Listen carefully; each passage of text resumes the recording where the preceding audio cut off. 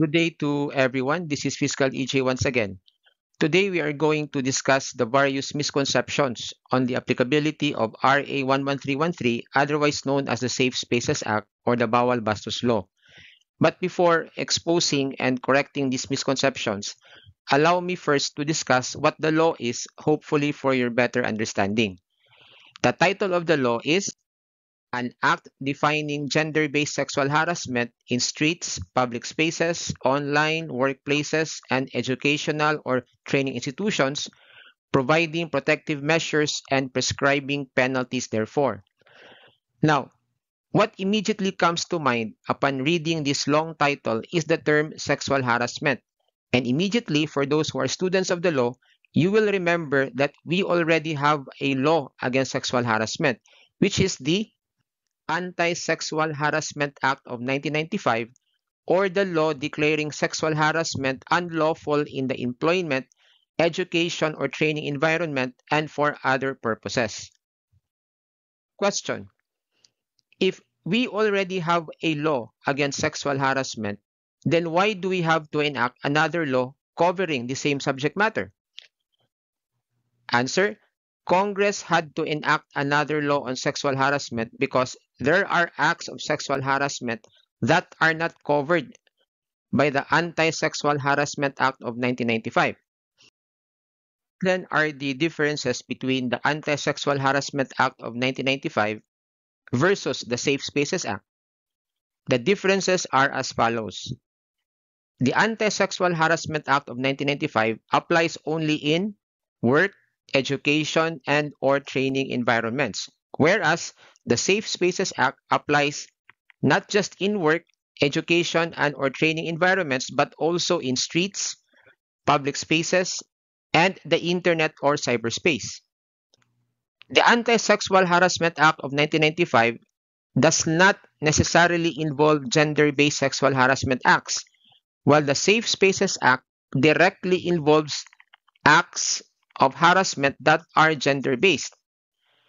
Under the Sexual Harassment Act of 1995, it is required that the offender has authority, influence, or moral ascendancy over his or her victim, whereas there is no such requirement under the Safe Spaces Act.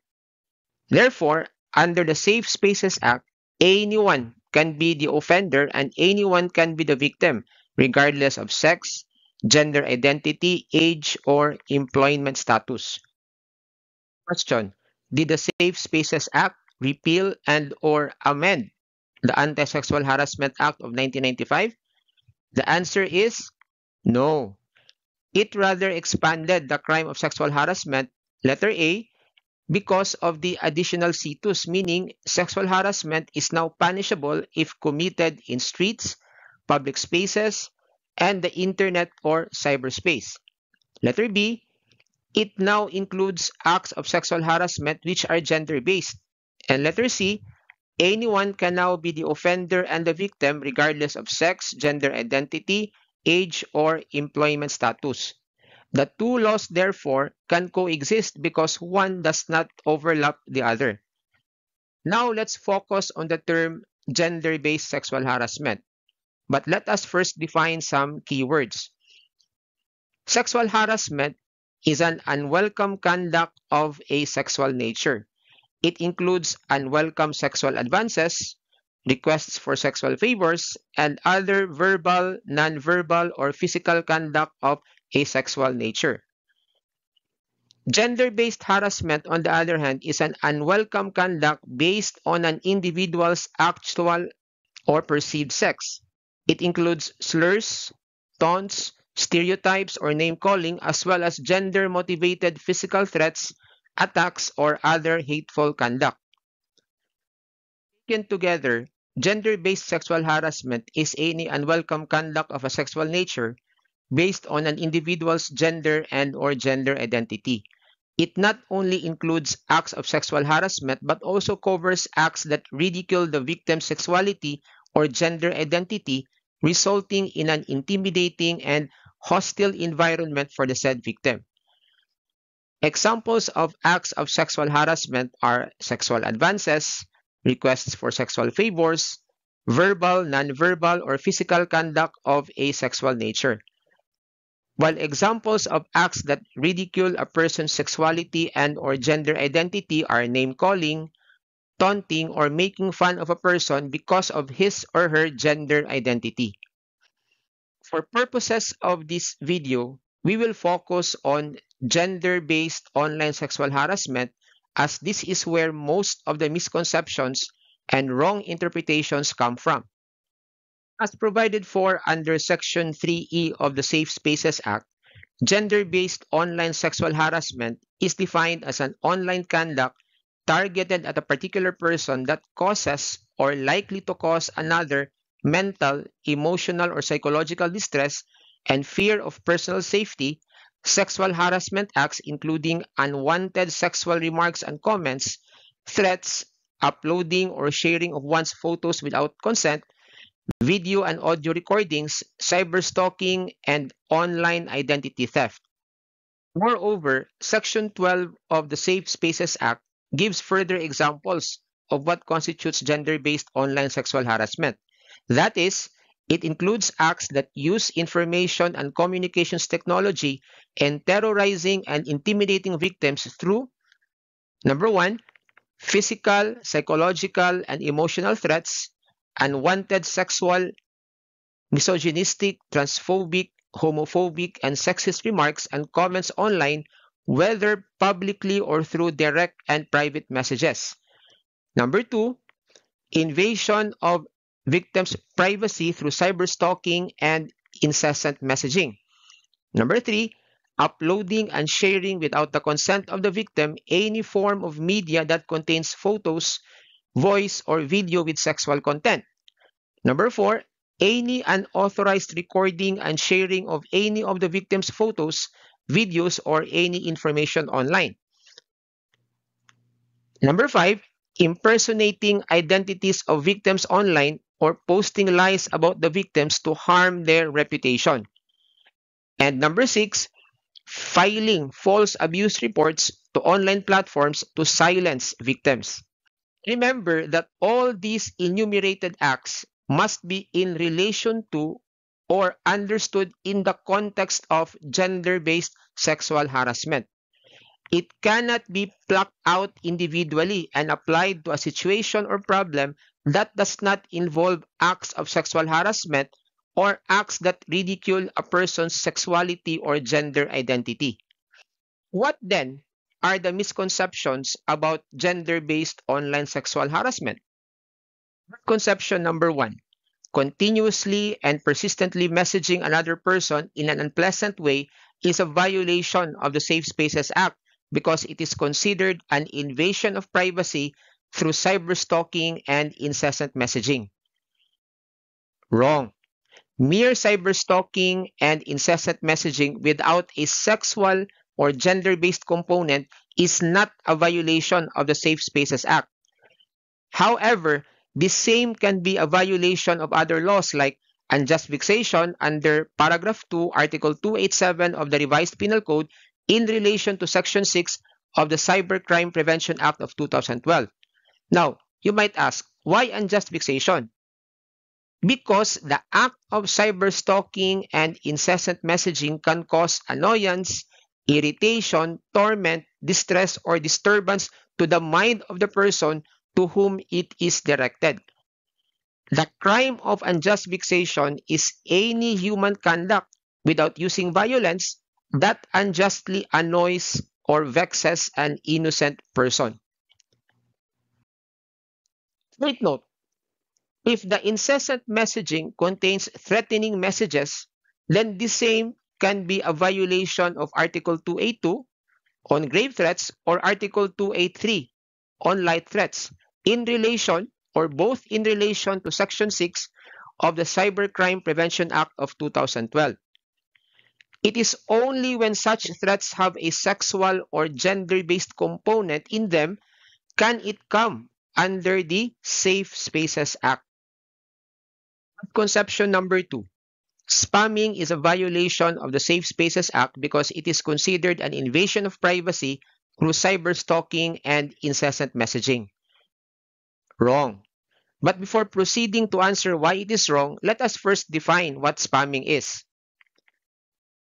Spamming refers to the practice of sending unsolicited and often irrelevant messages over the internet to a large number of users. These messages are typically sent for advertising purposes, phishing, spreading malware, or other malicious activities. The fundamental characteristic of spam is that it is unwanted, meaning the recipient did not grant permission to receive the content.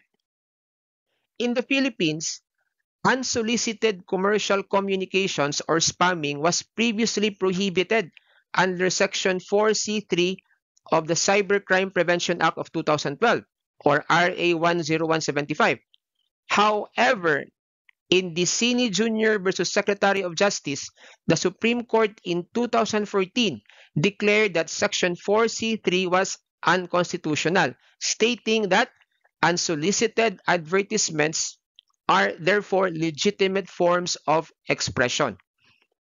The Supreme Court in the Dicini case stated that people, before the arrival of the age of computers, have already been receiving such unsolicited ads by mail.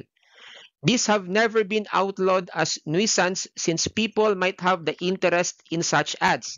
What matters is that the recipient has the option of not opening or reading these mail ads. That is true with spams. The recipients always have the option to delete or not to read them. To prohibit the transmission of unsolicited ads would deny a person the right to read his emails, even unsolicited commercial ads addressed to him. Commercial speech is a separate category of speech which is not accorded the same level of protection as that given to other constitutionally guaranteed forms of expression, but is nonetheless entitled to protection.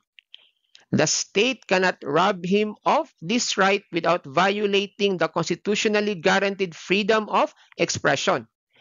Unsolicited advertisements are legitimate forms of expression. So those are the words of the Supreme Court in declaring that spamming, or what the Supreme Court describes as unsolicited commercial ads or unsolicited commercial communications, are legitimate forms of expression.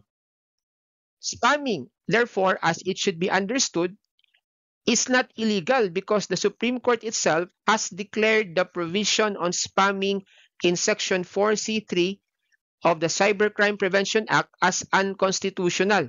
In other words, it is no longer a punishable act. But is it a punishable act under the Safe Spaces Act? The answer is an obvious no, because spamming or unsolicited commercial communications do not have a sexual or gender-based component in them as required under the Safe Spaces Act. But the processing and use of personal data to obtain contact information for the purpose of sending spams or unsolicited commercial communications must be in accordance with Sections 12 or 13 of the Data Privacy Act of 2012. The unauthorized processing of personal information and sensitive personal information is a crime under Section 25 of the said Data Privacy Act. Misconception number 3. Loan companies or collection agencies incessantly messaging and reminding you of your debt and trying to collect from you is a violation of the Safe Spaces Act. Wrong. It is not a violation of the Safe Spaces Act because it does not have a sexual or gender-based component as required under the said law. Instead, you can file a criminal complaint for unjust vexation under Paragraph 2, Article 287 of the Revised Penal Code in relation to Section 6 of the Cybercrime Prevention Act of 2012. Misconception number 4. Hobbyists, or those who do photography as a hobby, who take pictures of people passing by without their consent and thereafter post them on social media, constitutes unauthorized sharing of photos, which is a violation of the Safe Spaces Act. Wrong. The mere taking of pictures of people passing by and thereafter posting them on social media is not a violation of the Safe Spaces Act. To constitute a violation of the said law, there must be proof that the purpose of taking the picture and posting it online is to sexually objectify the person or taunt or harass such person for his gender identity or expression. The unauthorized taking and sharing of a person's photo online could instead be a violation of the Data Privacy Act of 2012. Taking of a photo of another person without his consent may constitute a violation of Section 25 or the unauthorized processing of personal information, also under the said law. Take note also that personal information as defined in Section 3G refers to any information or data from which the identity of an individual is apparent or can be reasonably ascertained, or when put together with other information would directly and certainly identify an individual. There is no question that the identity of a person can be reasonably ascertained by a picture of a person where his face is visible. And sharing it online without his prior consent may constitute a violation of Section 32 or unauthorized disclosure, also under the Data Privacy Act. And lastly, we have misconception number 5. Poverty porn is a violation of the Safe Spaces Act. Wrong. According to the website World Hunger Fund, poverty porn refers to the exploitative and sensationalized portrayal of individuals living in poverty. This type of media content often focuses on eliciting pity or shock from the audience, rather than providing a comprehensive and respectful depiction of the realities faced by marginalized communities. Clearly, from the definition above, it does not constitute a violation of the Safe Spaces Act for the simple reason that it does not have a sexual or gender-based component as required under the said law.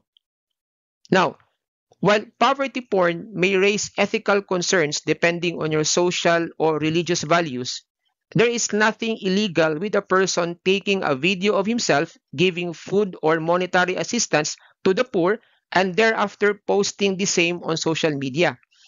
Of course, this assumes that there must be prior consent from the person subject of such so-called poverty porn, or at the very least, his ratification after he watches the video.